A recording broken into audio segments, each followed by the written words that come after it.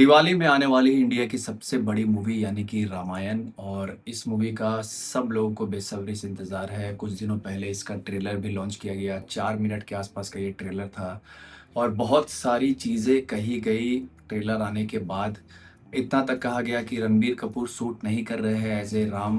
राम के कैरेक्टर में रणबीर कपूर की जगह कोई यंग एक्टर को रहना चाहिए था। बट मेरे हिसाब से जो राम का जो कैरेक्टर है वो अगर रणबीर कपूर नहीं निभा रहे होते, अगर ऋतिक रोशन भी निभा रहे होते तो वैसा ही कुछ इम्पैक्ट पड़ता, कुछ ज़्यादा फ़र्क नहीं पड़ता। क्योंकि रणबीर कपूर भी शानदार एक्टर है। अगर आप ये सोच के चलोगे कि पुरानी जो उनकी इमेज है, जो एनिमल मूवी की इमेज है वो सामने आ रही है, तब तो फिर तो कोई एक्टर ही आप कास्ट नहीं कर सकते हो। क्योंकि अगर आप पूरी तरीके से फ्रेश एक्टर को लेके जाओगे, अगर लेके आओगे फ्रेश एक्टर को पूरी तरीके से न्यू कमर को, तो फिर उनकी एक्टिंग उतनी कुछ खास होगी नहीं। वैसा एक्सपीरियंस देखने को नहीं मिलेगा जैसा रामायण में एज ए राम आपको चाहिए। कुछ एक्सपीरियंस आपको चाहिए इस कैरेक्टर के लिए जो पर्दे पे बहुत ही बखूबी निभा पाए ऐसे कैरेक्टर जो भी उन्हें टास्क दिया गया है। तो एज ए रणबीर कपूर मुझे लगता है कि बहुत ही ठीक ठाक एक सलेक्शन किया गया है कैरेक्टर का। और जो भी कुछ अफवाहें फैल रही है उस पे आप ध्यान मत दो कि इसका कास्टिंग, उसका कास्टिंग, सारे के सारे कास्टिंग सही है। और पहली बार ऐसा शायद हो सकता है कि राम जी से ज़्यादा रावण को देखने जाए आदमी थिएटर में। इंसान इतना हाइप बन चुका है यश का कि मैं क्या ही कहूँ। और वो सूट भी कर रहे हैं एज़ ए रावण। रावण के कैरेक्टर में जो सबसे पहले वाल्मीकि जो रामानंद सागर की रामायण आई थी, उनका जो रावण का जो कैरेक्टर था, उनके बाद मुझे लगता है यश का कैरेक्टर सूट कर रहा है एज़ ए रावण। तो क्या ये मूवी जो लागत है 2000 करोड़ 4000 करोड़ 2 पार्ट में बन रही है, तो वो रिकवर कर पाएगी या फिर नहीं? क्योंकि बहुत ही बड़ी बजट में बनाई जा रही है। वीएफएक्स बहुत ही शानदार लगे ट्रेलर के अंदर, और भी सुधार किया जाएगा। तो सवाल यही है कि क्या ये मूवी इतने पैसे कमा पाएगी जितना ये मूवी ने लगा दिया है? तो मेरा जो राय है, मैं जो सोचता हूँ उस हिसाब से डेफ़िनेटली ये कमा लेगी। सबसे बड़ी मुश्किल जो थी कि रामायण बहुत बार आ चुकी है, टीवी पे हम लोगों ने बहुत बार देख चुकी है। रामानंद सागर की जो रामायण थी वो लोगों ने कई बार देख लिया है, और कोरोना आने के बाद फिर से उसे टेलीकास्ट किया गया था। तो रामायण बहुत बार लोग देख चुके हैं। फिर से एक आदिपुरुष मूवी आई जिसने पूरा बर्बाद करके रख दिया।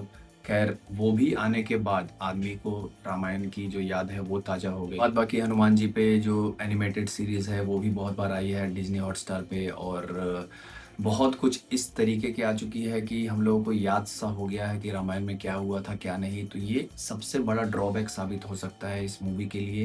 क्योंकि रामायण, अगर ये लोग, बाहुबली जब मूवी आई थी आदिपुरुष के पहले 2014-15 के आसपास अगर ये आती तो बहुत ही हाई चांस थे कि बहुत ही सक्सेसफुल होती और बहुत पैसे कमाती मूवी।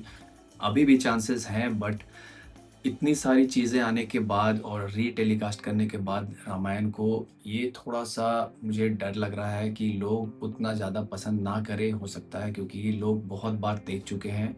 तो ये थोड़ा-सा ड्रॉबैक है। कास्टिंग को लेके मुझे कोई दिक्कत नहीं है, क्योंकि सनी देओल भी है एज़ ए हनुमान जी का कैरेक्टर निभा रहे हैं। तो अगर खींचने की बात हुई तो एक्टर्स खींच लेंगे थिएटर्स की तरफ, वैसा कोई भी दिक्कत नहीं होने वाला है। बट यही जो मेरे मन में जो डाउट था कि इतनी बार लोग देख चुके हैं तो क्या फिर से जाना थिएटर्स में पसंद करेंगे या फिर नहीं। ये बात है भक्ति की, आस्था की, तो लोग ज़रूर से ज़रूर जाएँगे क्योंकि रामायण की बात है। लोग आँख बंद करके भी जाएँगे। अगर आप एक अच्छी मूवी बनाओगे, राम जी को देखने ही लोग चले जाएँगे थिएटर्स में। तो जो ऑडियंस की बात है वो तो कहीं से भी ऐसा मुझे नहीं लग रहा है कि ये मूवी कमाई नहीं करेगी। हालाँकि ये जो नंबर है 4000 करोड़ वो बहुत ही ज़्यादा है। आपको ग्लोबल में भी पैसे कमाने पड़ेंगे। इस मूवी को ऐसा बनाया गया है, ऐसा हाइप किया जा रहा है, और ऐसा इसका जो प्रोडक्शन है, जो प्रचार है वो किया जा रहा है। इसी तरीके से ग्लोबल में भी इसे फैलाने का जो दाव खेला जा रहा है डायरेक्टर और प्रोड्यूसर के द्वारा, वो कहीं न कहीं सक्सेसफुल हो सकता है। इन्हें पूरी तरीके से ग्लोबल पे रीच करना है रामायण को। तो ऐसा देखते हुए लग रहा है कि ये मूवी पार कर सकती है। और इसका जो सबसे अच्छा पॉइंट है जिससे ये मूवी बहुत सारे पैसे कमा सकती है, छाप सकती है, कि इसकी जो कास्टिंग है वो बहुत ही अच्छी तरीके से की गई है। साउथ के एक्टर और बॉलीवुड के एक्टर सब लोगों को एक साथ मिक्स मैच करके लाया गया है, पेश किया गया है। बहुत ही दिमाग से सेलेक्ट किया गया कैरेक्टर्स को। तो ये एक अच्छी बात है। और पैसे पैसे इतने फूके गए हैं भाई, मैं क्या ही बताऊँ। 2000 करोड़ कम बजट नहीं होता है सिर्फ एक पार्ट के लिए।